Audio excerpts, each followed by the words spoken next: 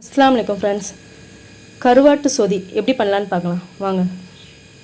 கருவாடு சொதி பண்ணுறதுக்கு ஒரு கடாயில் கொஞ்சம் எண்ணெய் ஊற்றிக்கலாம். கருவாடு பொரிக்கிறதுக்கு எண்ணெய் ஹீட் ஆகட்டும்.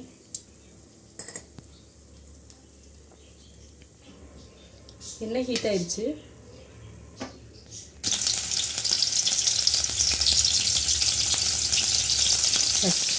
எண்ணெய் நல்லா ஹீட் ஆயிடுச்சு. அதில் கருவாடை போட்டுக்கலாம். போட்டு சிம்மில் வச்சு லைட்டாக ஃப்ரை பண்ணி எடுத்துக்கலாம்.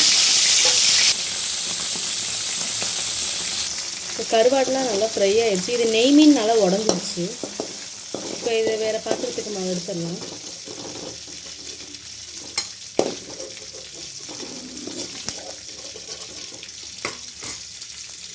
அதே கடாயில் இன்னும் கொஞ்சம் எண்ணெய் ஊற்றிக்கலாம்.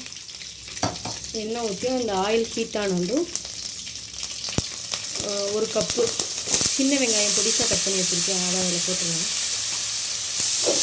நல்லா வதங்கட்டும் வெங்காயம். இப்போ வெங்காயம் வதங்கிட்டுருக்கு. அதோடு ஒரு 2 மீடியம் சைஸ் தக்காளி பொடிசாக கட் பண்ணி வச்சுருக்கேன். அதை போட்டுடலாம். ஒரு பச்சை மிளகா அதையும் போட்டு தேவையான அளவு உப்பு போட்டால் சீக்கிரம் வதங்கிடும். போட்டு நல்லா வதக்கலாம்.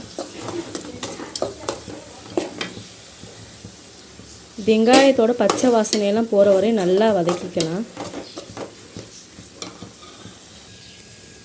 வெங்காயம் தக்காளியெல்லாம் நல்லா வதங்கிருச்சு. அதோட ஒரு 1/2 ஸ்பூன் மிளகாய்த்தூள், ஒரு 1/4 ஸ்பூன் மஞ்சத்தூள்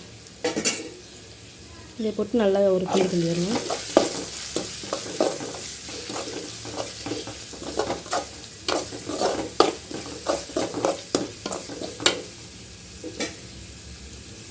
அதோடு நம்ம ஏற்கனவே ஃப்ரை பண்ணி வச்சுருந்தோம்ல அந்த கருவாடு, அதையும் அதோடு போட்டு ஒரு கிண்டி ஆஃப் பண்ணிடலாம். பாருங்கள் நல்லா ரெடி ஆயிடுச்சு. சூப்பரான கருவாட்டு சொதி ரெடி ஆயிடுச்சு. இதை சுடுசோறில் போட்டு அப்படியே பிரட்டி சாப்பிட்டா செம்மையாக இருக்கும். நீங்களும் இதை ட்ரை பண்ணி பாருங்கள். உங்களுக்கு பிடிச்சிருந்தா லைக் பண்ணுங்கள், ஷேர் பண்ணுங்கள், கமெண்ட் பண்ணுங்கள். மறக்காமல் ஹஃபில் கிச்சன் சேனலை சப்ஸ்கிரைப் பண்ணுங்கள். Thank you friends.